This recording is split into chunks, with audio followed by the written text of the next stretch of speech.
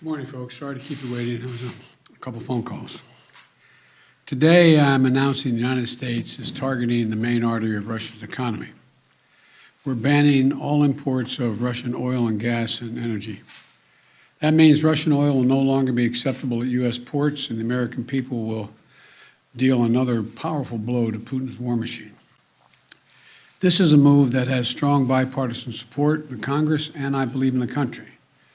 Americans have rallied to support their Ukrainian people and made it clear we will not be part of subsidizing Putin's war. We made this decision in close consultation with our allies and our partners around the world, particularly in Europe, because a united response to Putin's aggression has been my overriding focus, to keep all NATO and all of the EU and our allies totally united.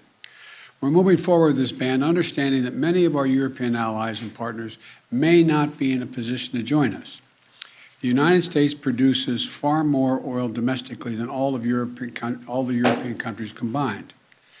In fact, we're a net exporter of energy. So we can take this step when others cannot. But we're working closely with Europe and our partners to develop a long-term strategy to reduce their dependence on Russian energy as well.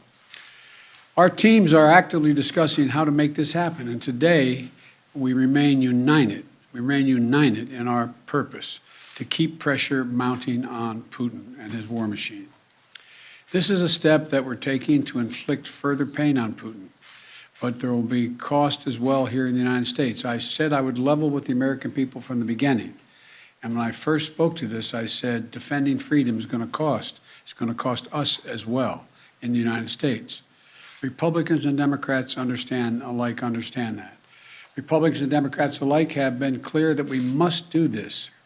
Over the last week, I've spoken with President Zelensky several times to hear from him about the situation on the ground and to consult and continue to consult with our European allies and about U.S. support for Ukraine and the Ukrainian people. Thus far, we've provided more than $1 billion in security assistance to Ukraine. Shipments of defensive weapons are arriving in Ukraine every day from the United States, and we, the United States, are the ones coordinating the delivery of our allies and partners of similar weapons, from Germany to Finland to the Netherlands. We're working that out. We're also providing humanitarian support for the Ukrainian people, both those still in Ukraine and those who have fled safely to a neighboring country. We're working with humanitarian organizations to surge tens of thousands of tons of food, water, and medical supplies into Ukraine, and with more on the way. Over the weekend, I sent Secretary Blinken to visit the border between Poland and Ukraine and to Moldova to see what the situation was firsthand and report back. General Milley, Chairman of the Joint Chiefs of Staff of our Defense Department, was also in Europe, meeting with his counterparts and allies on NATO's eastern flank to reassure them, those countries bordering Russia, NATO countries, that we will keep our NATO commitment, a sacred commitment of Article 5. The Vice President Harris is going to be traveling to meet with our allies in Poland and Romania later this week as well. I've made it clear the United States will share in the responsibility of caring for the refugees so the costs do not fall entirely on the European countries bordering Ukraine. And yesterday I spoke with my counterparts in France, Germany, and the United Kingdom about Russia's escalating violence against Ukraine and the steps that we're going to take together with our allies and partners around the world to respond to this aggression. We are enforcing the most significant package of economic sanctions in history, and it's causing significant damage to Russia's economy. It has caused Russian economy to, frankly, crater. The Russian ruble is now down to 50%, by 50% since Putin's announced his war. 1 ruble is now worth less than 1 American penny. 1 ruble is less than 1 American penny. And we're preventing Russia's central bank from propping up the ruble and to keep its value up. They're not going to be able to do that now. We cut Russia's largest banks from the international financial system, and it has crippled their ability to do business with the rest of the world. In addition, we're choking off Russia's access to technology like semiconductors and sap its economic strength and weaken its military for years to come. Major companies are pulling out of Russia entirely without even being asked, not by us. Over the weekend, Visa, MasterCard, American Express, they all suspended their services in Russia, all of them, joining a growing list of American and global companies from Ford to Nike to Apple. They've suspended their operations in Russia. The U.S. Stock Exchange has halted trading of many Russian securities. And the private sector is united against Russia's vicious war of choice. The U.S. Department of Justice has assembled a dedicated task force to go after the crimes of Russian oligarchs. And we're joining with our European allies to find and seize their yachts, their luxury apartments, their private jets, and all their ill-begotten gains to make sure that they share in the pain of Putin's war. These, by the way, are giant yachts. You've put some of them in your press. I mean, some of them are, I think I read one was over 400 feet long. I mean, this is worth hundreds of millions of dollars. The decision today is not without cost here at home. Putin's war is already hurting American families at the gas pump. Since Putin began his military buildup on Ukrainian borders, just since then, the price of the gas at the pump in America went up 75 cents. And with this action, it's going to go up further. I'm going to do everything I can to minimize Putin's price hike here at home. In coordination with our partners, we've already announced that we're releasing 60 million barrels of oil from our joint oil reserves. Half of that, 30 million, is coming from the United States. And we're taking steps to ensure the reliable supply of global energy. We're also going to keep working with every tool at our disposal to protect American families and businesses. Now, let me say this. To the oil and gas companies and to the finance firms that back them, we understand Putin's war against the people of Ukraine is causing prices to rise. We get that. That's self-evident. But, it's no excuse to exercise excessive price increases or padding profits or any kind of effort to exploit this situation or American consumers, exploit them. Russia's aggression is costing us all, and it's no time for profiteering or price gouging. I want to be clear about what we'll not tolerate, but I also want to acknowledge those firms and oil and gas industries that are pulling out of Russia and joining other businesses that are leading by example. This is a time when we have to do our part and make sure we're not taking advantage. Look, let me be clear about two other points. First, it's simply not true that my administration or policies are holding back domestic energy production. That's simply not true.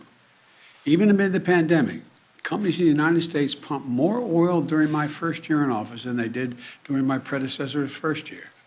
We're approaching a record levels of oil and gas production in the United States, and we're on track to set a record of oil production next year. In the United States, 90% of onshore oil production takes place on land that isn't owned by the federal government. And of the remaining 10% that occurs on federal land, the oil and gas industry has millions of acres leased. They have 9,000 permits to drill now. They could be drilling right now, yesterday, last week, last year. They have 9,000 to drill onshore that are already approved. So let me be clear. Let me be clear. They are not using them for production now. That's their decision. These are the facts. We should be honest about the facts. Second, this crisis is a stark reminder to protect our economy over the long term, we need to become energy independent. I've had numerous conversations over the last 3 months with our European friends of how they have to wean themselves off of Russian oil. It's just not tenable. It should motivate us to accelerate the transition to clean energy. This is a perspective that our European allies share, and the future where together we can achieve greater independence. Loosening environmental regulations or pulling back clean energy investment won't, let me expand, will not lower energy prices for families. But transforming our economy to run on electric vehicles powered by clean energy with tax credits to help American families winterize their homes and use less energy, that will help. And if we do what we can, it will mean that no one has to worry about the price of the gas pump in the future. That'll mean tyrants like Putin won't be able to use fossil fuels as weapons against other nations. And it will make America a world leader, manufacturing and exporting clean energy technologies of the future to countries all around the world. This is the goal we should be racing toward. Over the last 2 weeks, the Ukrainian people have inspired the world, and I mean that in a literal sense. They've inspired the world with their bravery, their patriotism, their defiant determination to live free. Putin's war has caused enormous suffering and needless loss of life from women, children, everyone in Ukraine, both Ukraine and, I might add, Russians. Ukrainian leaders, as well as leaders around the world, have repeatedly called for a ceasefire, for humanitarian relief, for real diplomacy. But Putin seems determined to continue on his murderous path, no matter the cost. Putin's now targeting cities and has been targeting cities and civilians, schools, hospitals, apartment buildings. Last week, he attacked the largest nuclear power plant in Europe with an apparent disregard for the potential of triggering a nuclear meltdown. He has already turned 2 million Ukrainians into refugees. Russia may continue to grind out its advance at a horrible price, but this much is already clear. Ukraine will never be a victory for Putin. Putin may be able to take a city, but he'll never be able to hold the country. And if we do not respond to Putin's assault on global peace and stability today, the cost of freedom and to the American people will be even greater tomorrow. So we're going to continue to support the brave Ukrainian people as they fight for their country. And I call on Congress to pass the $12 billion Ukraine assistance package that I have asked them for of late. Ukrainian people are demonstrating by their physical courage that they are not about to just let Putin take what he wants. That's clear. They'll defend their freedom, their democracy, their lives. And we're going to keep providing security assistance, economic assistance, and humanitarian assistance. We're going to support them against tyranny, oppression, violent acts of subjugation. People everywhere, and I think it's maybe even surprised some of you all, people everywhere are speaking up for freedom. And when the history of this war is written, Putin's war on Ukraine will have left Russia weaker and the rest of the world stronger. May God bless all those heroes in Ukraine. And now I'm off to Texas. Thank you very, very much. I know there's a lot of questions. I know there's a lot of questions, but there's a lot more that has to be made clear, and I'm going to hold on that until we get more information. Thank you. Appreciate it.